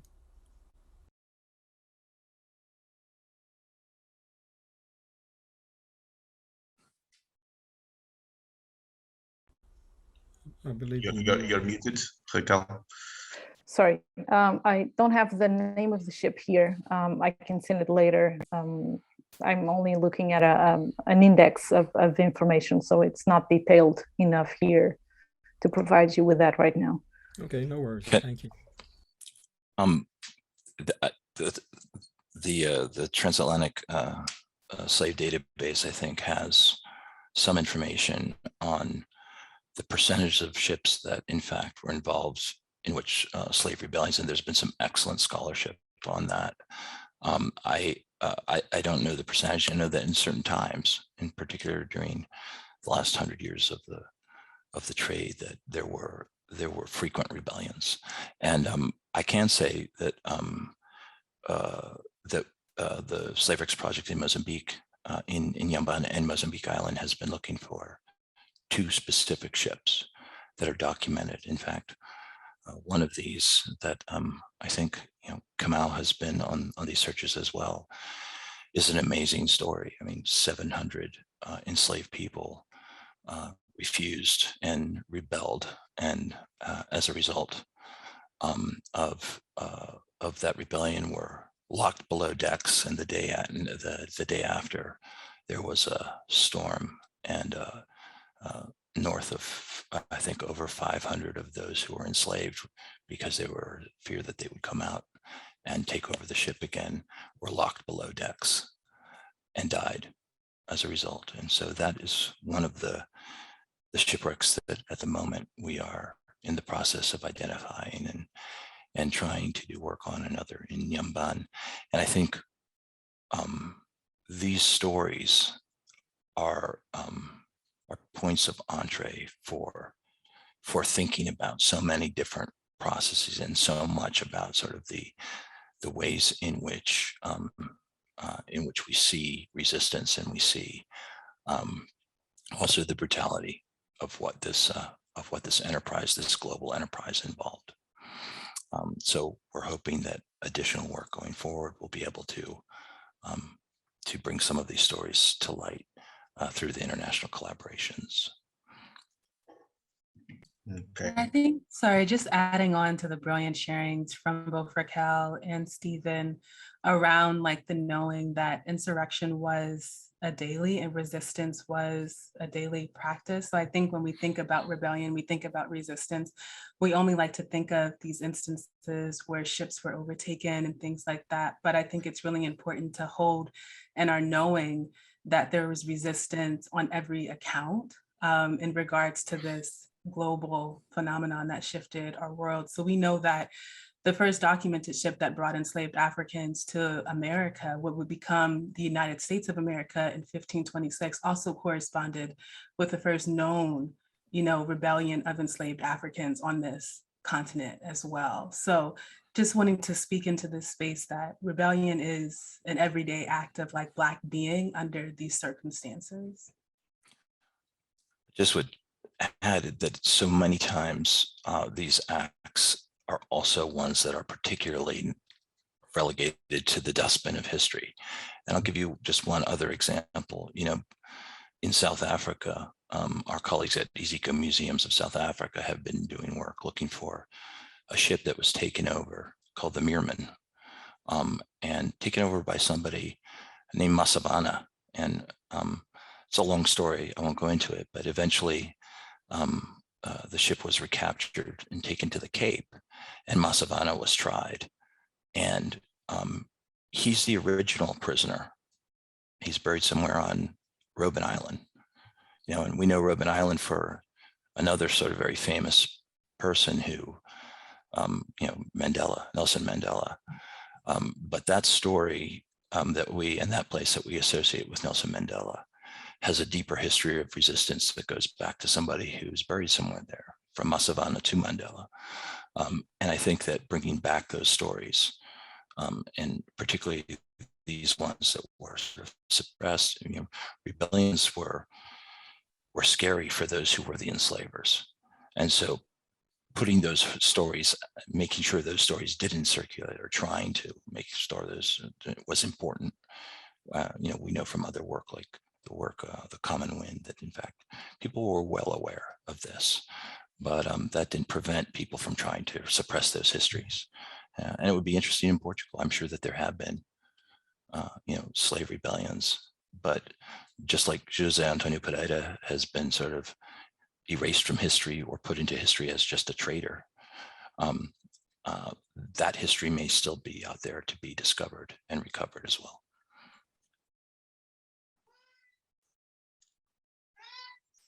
Thank you. So the next one would be concerning the first arrivals on the west coast of Africa. And I have some reports of some coastal people would try, especially the women, would reach the boats, would avoid that the sailors arrived on land. So they would reach to the boats, they would swim to the boats with some goods on the head to exchange, to make the commerce. So they were trying to avoid that the sailors arrived on land because of the danger of the kidnapping or violence. And that movement from the coastal land to the sea, to the boat, was a reference, has a way of swimming with different patterns. Do any of you have any other evidence of that? Since some of the sink ships, they have a high surviving rate when they are near the coast, on the Caribbean, Brazil, and the US. Do you have any more information on that, on the implication of the swimming abilities of the African coastal people? I think it's easy. I literally pulled out Kevin Dawson's like Undercurrents of Power, which is like right here on my desk that I keep so near to me. But if anyone wants to learn about African diasporic aquatic culture in regards to the knowledge around swimming, but also the knowledge around oceanic navigation, Kevin does a really great take in history and deep dive into that work, really pointing to the fact that Europeans sought out the west coast of Africa specifically because of the knowledge that Africans held around aquatic life and around aquatic technologies. So it wasn't just like a coincidence that, you know, this was an area that was sought out for the extrapolation of labor. Like there was a real knowing that the people who occupied these spaces were very knowledgeable in regards to agricultural production, in regards to enterprises over in the Americas, such as pearl diving, for instance, coral mining, for instance, that took place in these areas. So it is not surprising at all that there are these very rich stories of aquatic life coming out of the continent of Africa, knowing that they were sought for the knowledge that they held around these skills. I could I have that same book sitting on my desk as well, Ayana. And we're hoping to see if we can have him come speak in DC. So, but, you know, again, examples of sort of misrepresented or forgotten history. You know, people often talk about, you know, the end of the slave trade and the role of the British in curbing that trade and in trying to stop it. Well, what people forget, for example, at least all along the East African coast, which I'm more familiar with, is all of the sailors came from places in Liberia or Sierra Leone. They were from the crew. And the crew, in fact, even the term crew is not disassociated from that. They were such skilled navigators, right? They used their canoes to break through things, water. In fact, they were so important to stopping the slave trade, to the squadrons in East Africa, that when the British Admiralty tried to change and reduce their number, the British officers mutinied because they depended so much upon, you know, these particular skills that were brought to them by these West African navigators. You know, we could talk about the Swahili coast, which, you know, and work that we're trying to do there, and look at histories of navigation in the Indian Ocean. All of these are, again, examples of forgotten, repressed, neglected, misrepresented, distorted histories that have written out people phrase, which I think is fascinating, but it's just another example of what Ayana has already highlighted.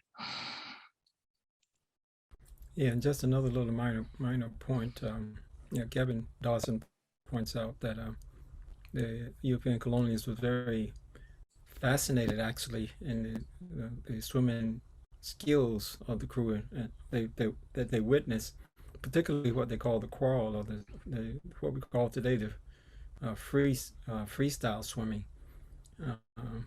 So the irony there, though, however, at least here in the States, the statistics for African Americans that has the capacity, the capability to swim is really there.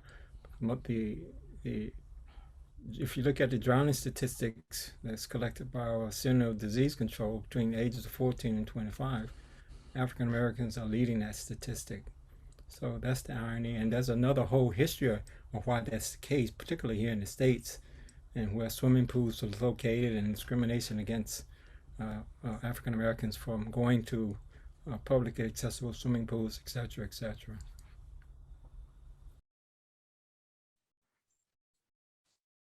Yes, that's very similar to some examples that we still have today here also. For example, some sport universities here, they still teach about the bones densities of the African peoples as not being adequate to swimming in a high competition level.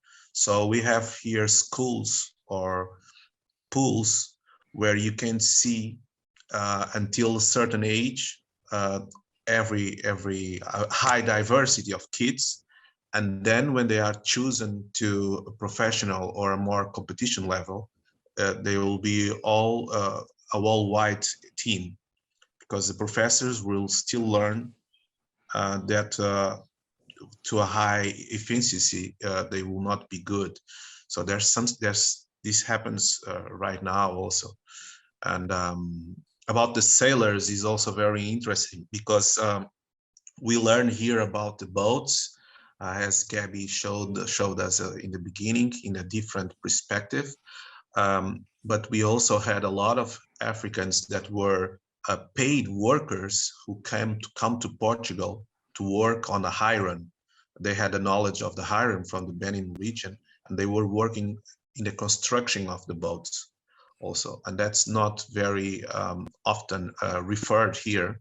And they were sailors also and had all that knowledge. You already spoke a little bit about it, about the influence of your work in Mozambique and in other areas with the locals. You all have a lot more history of these achievements from the African community abroad.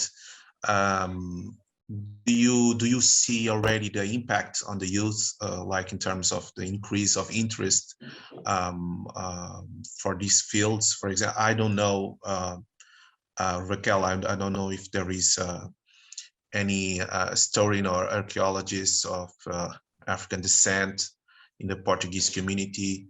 It would be something very a very small percentage probably.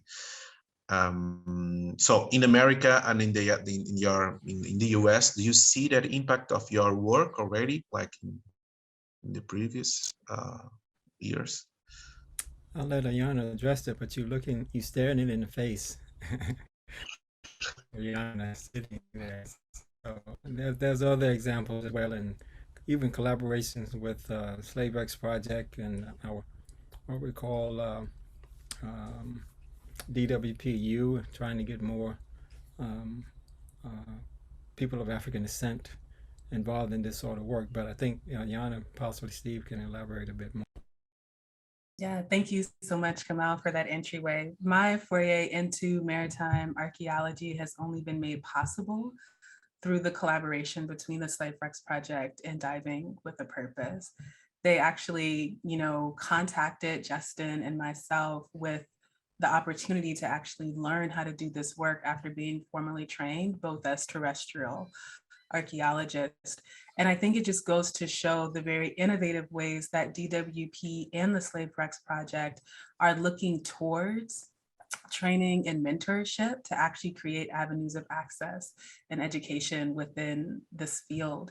It's going to require more than just reaching out to it's going to require more than just reaching out to college educated, archaeologists. It really starts with being able to contact the communities who quite literally, as Steve has mentioned, these are their waters, these are the histories that they passed every single day. So the work that the Slave X Project and DWP have done to really create cultural stewardship in these areas is really foundational to how it's going to shift in terms of just thinking about getting people involved in this discipline more broadly.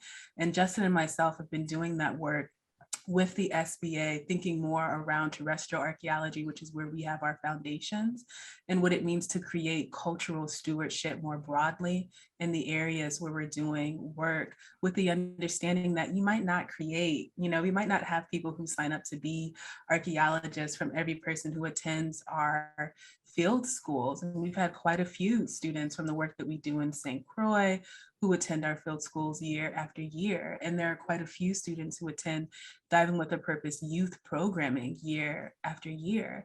And that doesn't mean that they're all going to be archaeologists, but it does mean that there's a spread and a thought and a notion that they are connected to their land and their oceans in new ways. And the ways in which that can show up in the other work that they do, I think is really how we sort of see the success and rippling of this work moving forward. Yeah, so Steve, I'll let you make a comment in a moment, but there's a South Subaquatica Africa connection here, actually, in terms of your question, Jesus. Yeah. Our founder, Ken Stewart, a brilliant active community activist, has been engaged in youth for well over 4 or 5 decades. He actually was in South Africa diving, had intended to dive the South Jose. As I mentioned, the water is very cold, and his thermal tolerance is very, very high. So he jumped in the water and jumped right out. But when he jumped out of the water, as part of the story that he related to me, is that as he laid there while the other divers were diving, he said the ancestors informed him that you should get young people involved in this work.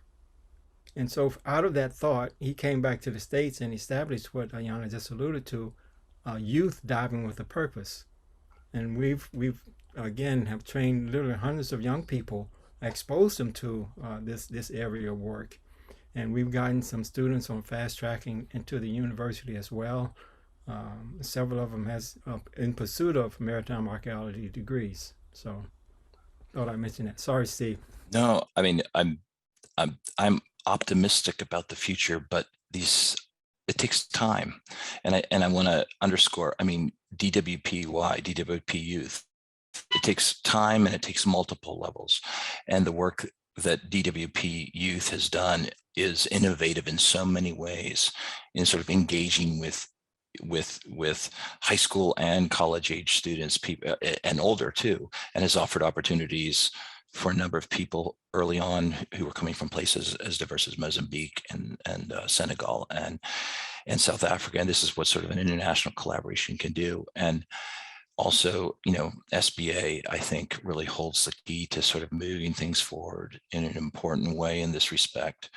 You know, I think this is, you know, this is also, you have to be willing to take on the long-term work. You know, it's one thing to go and just train people, but if you can't build sort of the institutional capacity, if you can't work with creating the conditions that enable them to then carry forward that work, then what are you going to do? You know, I look, but I'm optimistic. I look, for example, at Cesar Mahaman or Celso Simbin or Shafim, all three young Mozambicans. In 2014, none of them knew how to swim. Right now, Cesar and Celso have finished their masters in maritime archaeology at the University of Cape Town. They're instructors at the University of Eduardo Mondlane, teaching, to my knowledge, the only course in maritime archaeology in sub-Saharan Africa, a dedicated course in maritime sub-Saharan Africa, and preparing to do their doctoral work. And they're training people. And next week, you ask about youth. You know, Shafin is a little, is even a little less brave with water than Ken was with the cold water. But you know what? He's decided that heritage and story mapping. I gave you an example. And over the last year during COVID, they took funding that we were able to procure through the U.S. Embassy and in Mozambique and to supplement. And they've created a whole series of story maps about the cultural heritage and the maritime heritage of Mozambique Island. And around that, they have organized a national conference for youth and heritage that will be held next week in Mozambique. We didn't ask them to do that, right? They're already taking the leadership and taking the next step, and that'll be online next week at the end, and I can send you the reference. So, you know, I think when things start to move beyond your initial designs and people are taking their own initiatives and moving them forward, that's at least a positive sign. And we can see that, you know, in places where we've been working longer. And, you know, Ayana will be one of the giants whose shoulders other people will stand upon going forward here in the US and across in other contexts as well. And it's a privilege to work with them and to try to advance this across the board. Okay. Just to say, Raquel, do you know in Portugal? Oh, I was thinking that there's a lot of work to do in Portugal. I any Black archaeologist or historian. When I was in university, I didn't have a single Black colleague. Only recently, I saw a Black news presenter on Portuguese TV, and it's in a private channel, not even the public channel. So there's a lot to do in Portugal in terms of not just providing opportunities for Black people to reach these places, but also for children to understand that they can do these things, and they don't have as many examples as you see, for instance, here in the United States.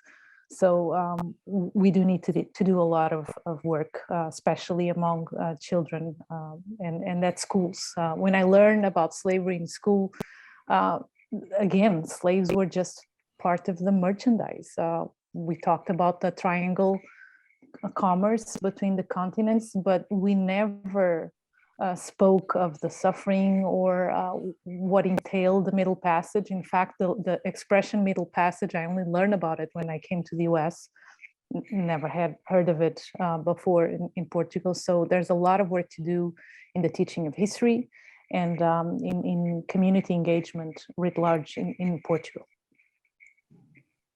Okay. And also, sorry, just to add really quickly that there is a new organization called the European Society of Black and Allied Archaeologists, which are fairly new and young and are building up a really fruitful space across Europe for people of African descent who are doing research on global history. So it's not even research that's just specific to the African diaspora, but on deep histories and other histories as well. Okay.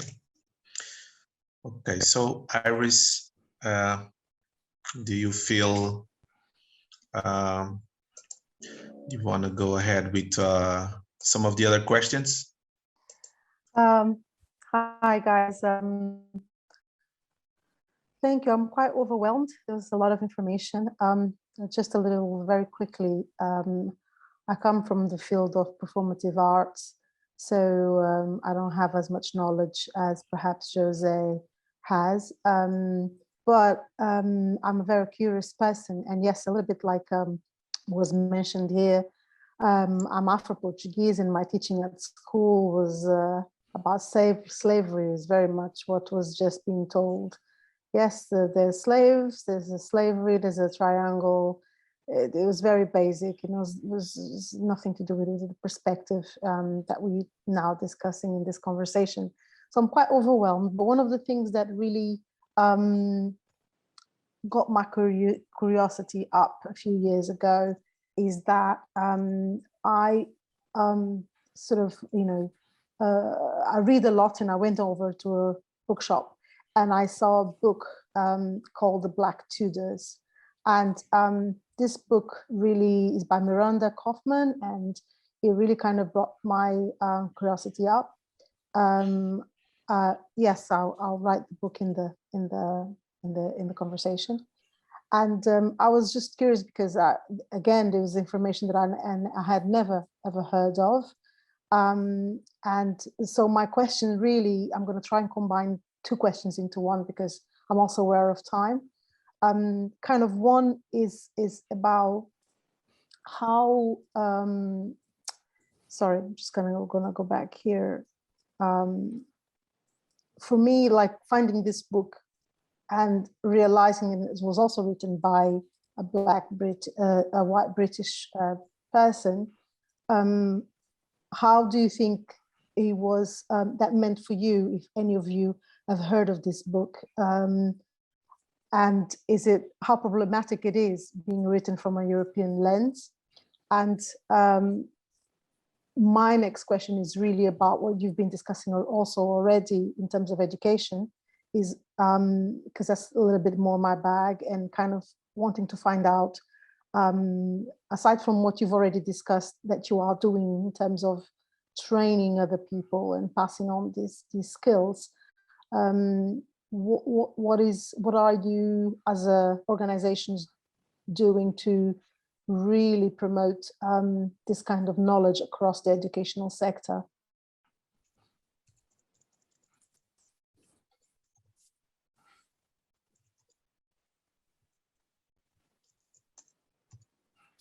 That's it. Do you want to handle that one? I know you have to leave, Ayana, but SBA has a number of initiatives, as does DWP. I mean, I'm glad to talk about SWP, but SBA's got some stuff going on. Yeah, no problem. So to be fully transparent, I've not read that particular book. But I do think that, the work that we're doing here today, especially with the opening that Gabby provided us, is really thinking about the intentionality behind storytelling and how we tell stories and who we're telling stories in community with, right? So I think part of that is at the center of this discussion. And I think also the work that Stephen brought up, and the work that, we make so central within SBA, is this understanding that the histories that we unearth in many ways through material culture is very much connected to the present and also to the future as well. So when we talk about, an archaeology of the future, an archaeology that has futurity ingrained in it, it's an understanding that these histories cannot and do not simply live in the past, but resonate deeply with the ways in which injustice is perpetuated today and how we want to conceive of a life otherwise in the future, right, for African descendant people. So that's central to the work that SBA does at all points in time. And the work that we're doing, you know, specifically with capturing the histories of African diasporic archaeologists more broadly, which has not been done, is an oral history project that's been central to SBA's founding since 2011. We've been interviewing people of African descent who've been doing this work for decades to ensure that there is a collective archive around the work of these individuals, how they do their work, what are their epistemological sort of foundations, who they call on, you know, and also what made it possible to do this work, as well as we like continue to carve out more pathways for people to gain access to this work. So just wanting to throw that into the ether around, you know, this importance and centrality of storytelling and the sort of how of it.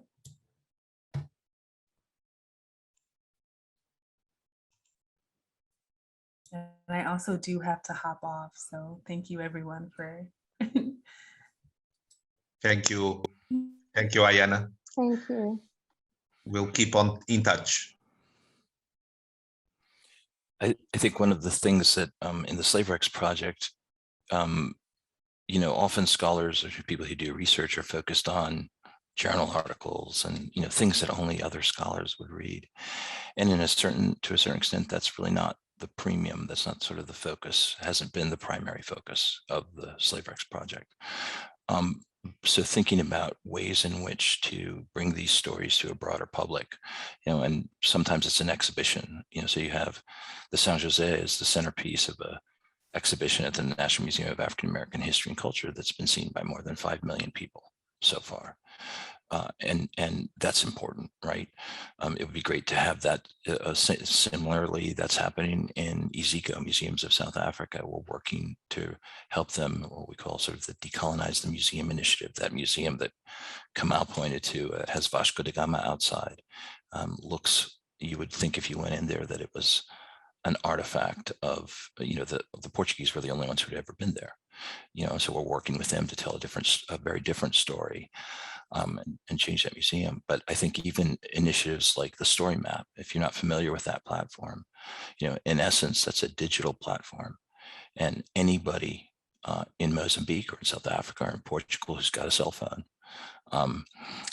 is, you know, is going to be able to see that story. And that doesn't overcome all the inequalities in people who don't have a cell phone, right? But it is a way in which to focus on stories that can have broader access, right? That can move beyond the narrow confines of scholarship, but draw on that scholarship to speak to a much wider audience in the presence. And I think that thinking through a whole continuum of ways in which to do that is part of the commitment of the SlaveRex project. I know it's part of the way SBA is also thinking about this, and as does DWP.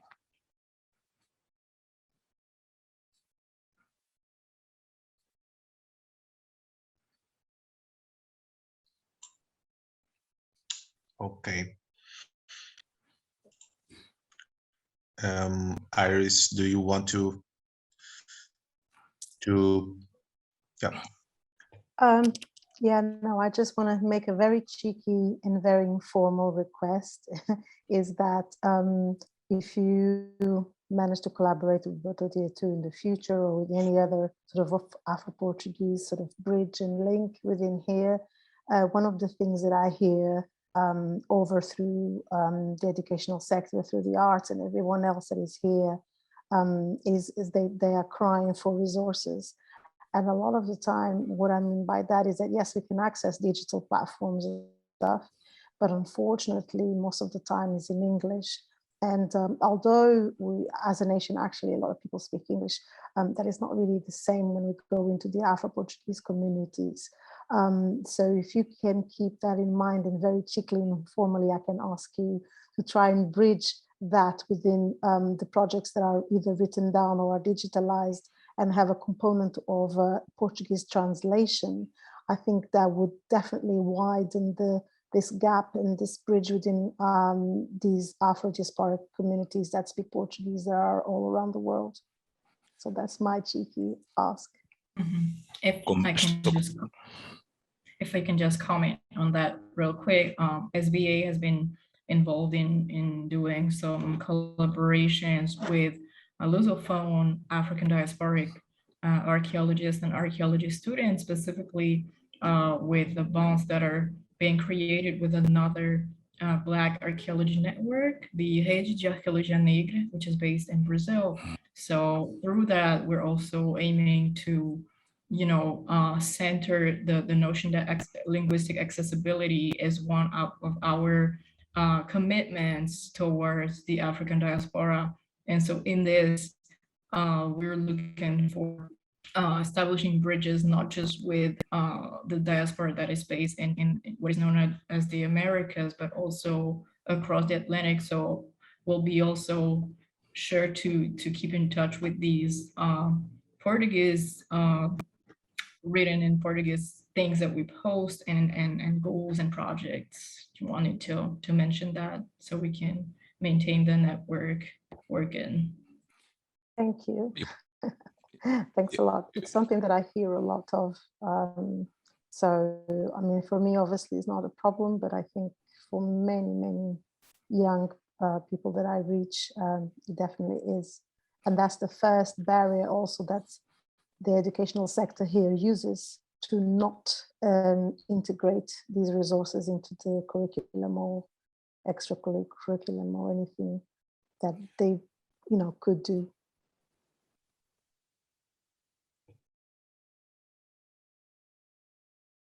I don't know if Jose is around. Yes. So, yeah. Sorry, do you need? I'm aware for time, so I don't want to. Okay. So let me just add something that the story map that we referenced in our presentations is going to have a Portuguese version next year, and that's something that we're really invested in. So we'll spread the news as soon as it's ready. Okay. Fantastic. Thank you so much. So thank you so much to all. We just passed here 6 minutes. I think we could stay for another couple of hours, even though we are on dinner period here. So we'll suffer the most, Iris. Thank you very much for this, for your availability. And it was overwhelming. I hope we can continue on the future, on the near future, to do interesting stuff and to share our knowledge with the youngsters, the old people, our people, everyone, because it's a very new information that here on the country of sailors, it's very important to be spoke about it. Thank you very much. I don't know if you have any more advice, anything to say. Otherwise, we will say goodbye. Goodbye. Thank you. Thank you. It was a pleasure. Ok, pleasure. Obrigado, Gabi. Obrigada. Obrigado a todos. Obrigado. Obrigado. Bye. Tchau.